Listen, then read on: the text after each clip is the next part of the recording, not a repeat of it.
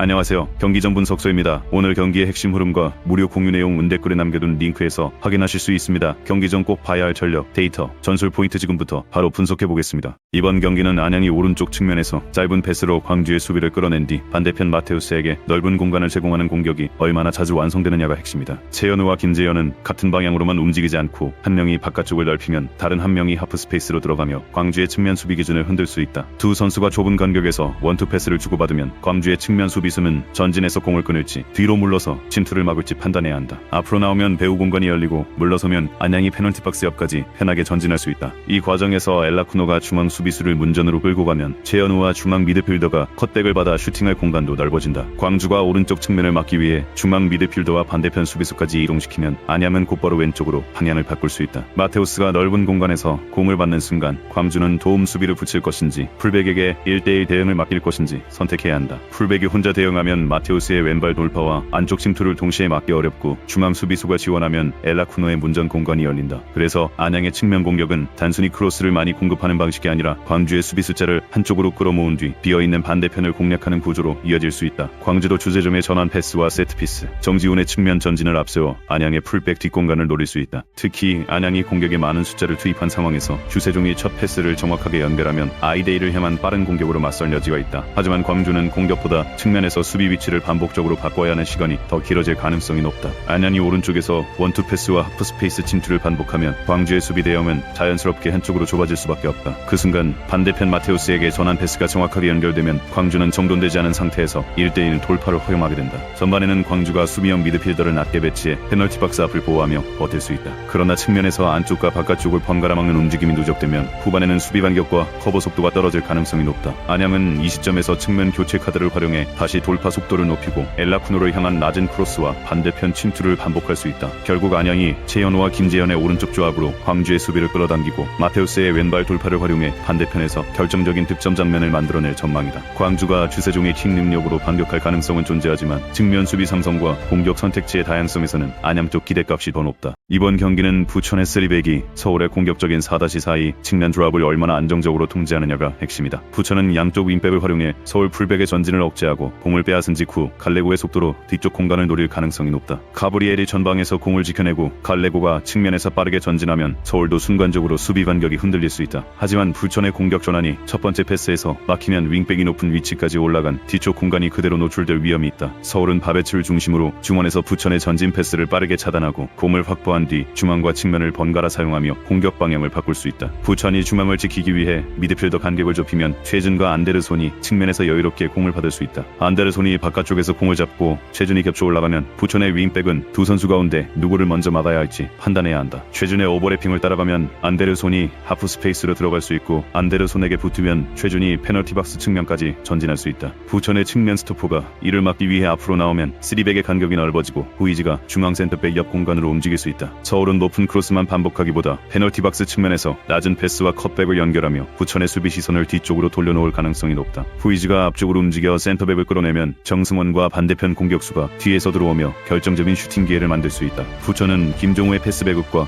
갈레고의 돌파를 활용해 맞대응하겠지만 공격 숫자를 늘리는 순간 서울의 빠른 방향 전환에 노출될 수 있다. 특히 부천의 윙백이 공격과 수비를 반복하면 후반으로 갈수록 측면 대응 속도와 하프 스페이스 커버 범위가 떨어질 가능성이 높다. 서울은 이 시점에 빠른 교체 자원을 투입해 측면 1대1 돌파와 배후 침투를 더욱 강화할 수 있다. 부천이 전반에는 3백 간격을 유지하며 버티더라도 서울이 점유 시간을 늘리고 좌우 전환을 반복하면 수비 이동 거리는 계속 길어질 수밖에 없다. 결국 안데르손과 정승원의 최근 공격 가담, 최준의 과감한 오버래핑, 후이즈의 문전 움직임까지 감안하면 서울이 부천의 측면 간격을 무너뜨릴 가능성이 높다. 전력 차이만이 아니라 공격 전개의 다양성과 후반 교체 자원의 파괴력에서도 서울이 더 확실한 우위를 가져갈 수 있는 매치업이다. 이번 경기는 경남의 4-5일, 중원 블록이 안산의 3-4-3 측면 전개와 하프 스페이스 침투를 얼마나 안정적으로 통제하느냐가 핵심이다. 경남은 이찬동이 포백 앞 공간을 지키고 좌우 중앙 미드필더가 측면까지 빠르게 지원해야 하지만 안산이 윙백을 터치라인 가까이 배치하면 중원 전체가 바깥쪽으로 끌려갈 수 있다. 그 순간 리마와 말론이 페널티 박스 측면 하프 스페이스로 좁혀 들어오면 경남 풀백과 중앙 수비수 사이에서 순간적인 수정 열세가 발생할 가능성이 높다. 경남이 안쪽 공간을 먼저 닫으면 안산은 윙백의 전진과 측면 크로스를 통해 공격 방향을 바꿀 수 있다. 그리고 페널티 박스 안쪽에서는 마초비 188cm의 체격과 제공권을 활용해 경남 중앙 수비수들을 상대로 헤더 득점을 노릴 수 있다. 마초백의 수비 시선이 집중되는 순간 반대편 윙포워드와 중앙 미드필더가 세컨드 지점으로 침투하면 안산의 연속 공격 가능성도 커진다. 경남은 김현우가 전방에서 공을 지켜주고 조상준이 안산 3백 옆 공간을 공략하며 반격 기회를 만들 수 있다. 하지만 김현우 주변으로 올라오는 지원 숫자가 부족하면 안산 중앙 수비진이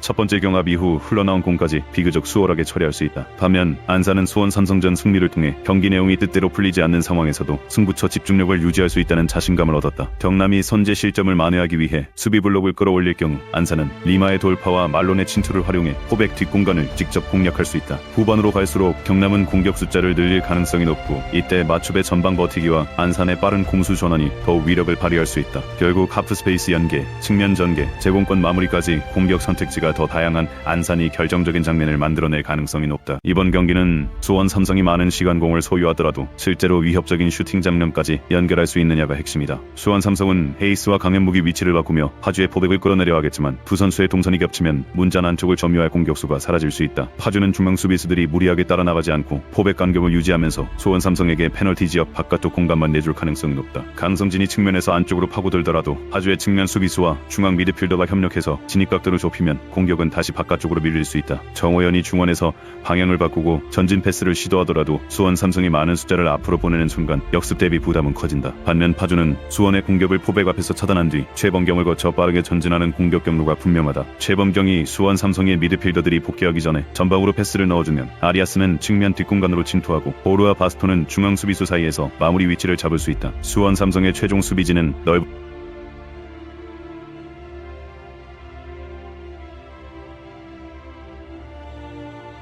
특히 수원 삼성이 선제골을 위해 풀백의 전진 빈도를 높일수록 파주의 역습은 더욱 위협적으로 살아날 가능성이 높다. 수원 삼성은 공격을 계속 시도하면서도 파주의 역습 출발점인 최범경을 의식해야 하므로 중원 숫자를 마음껏 전진시키기도 어렵다. 시간이 흐를수록 수원 삼성은 측면 크로스와 개인 돌파 비중이 높아질 수 있고 파주는 단단한 포백을 유지하면서 자신들이 원하는 경기 구도를 만들 수 있다. 결국 공격 전환 속도와 뒷공간 공략의 효율성에서는 파주가 앞서 있으며 제한된 역습 기회를 득점으로 연결해 승부를 가져갈 가능성이 높다. 이번 경기는 충북 청주의 포백과 천안의 3백 기반 공격 구조가 정면으로 맞붙는 매치업이다. 충북 청주는 이종원의 공간 침투와 가르시아의 문전 움직임을 통해 천안의 중앙 수비진을 뒤로 물러서게 만들려 할 것이다. 허승찬까지 공격에 가담하면 페널티 박스 앞에서 슈팅 숫자를 늘릴 수 있어 천안도 초반부터 일방적으로 주도권을 잡기는 어려울 수 있다. 하지만 충북 청주가 공격을 위해 풀백과 중원 자원을 전진시키는 순간 포백 앞 공간과 측면 뒷공간이 함께 노출될 위험이 있다. 천안은 라마스가 그 공간에서 공을 잡고 툰가라와 짧은 원투 패스를 주고받으며 수비 간격 안으로 들어갈 수 있다. 툰가라가 중앙 수비수의 시선을 끌고 안쪽으로 움직이면 라마스에게 전진 패스와 왼발 슈팅 선택지가 동시에 열린다. 이준호가 최전방에서 중앙 수비수들과 경합해주면 양쪽 윙백도 높은 위치까지 올라가 공격폭을 넓힐 수 있다. 충북 청주는 수비 블록을 낮추더라도 미드필더와 포백 사이의 거리를 짧게 유지해야 하지만 천안이 좌우로 공격 방향을 바꾸면 간격을 끝까지 유지하기 쉽지 않다. 천안이 점유율을 가져가기 시작하면 충북 청주의 전방 자원들은 수비 가담을 위해 내려설 수밖에 없다. 그렇게 되면 공을 빼앗은 뒤 가르시아까지 연결되는 거리가 길어지고 이종원과 허승찬이 공격에 합류하는 타이밍도 늦어질 수 있다. 반면 천안은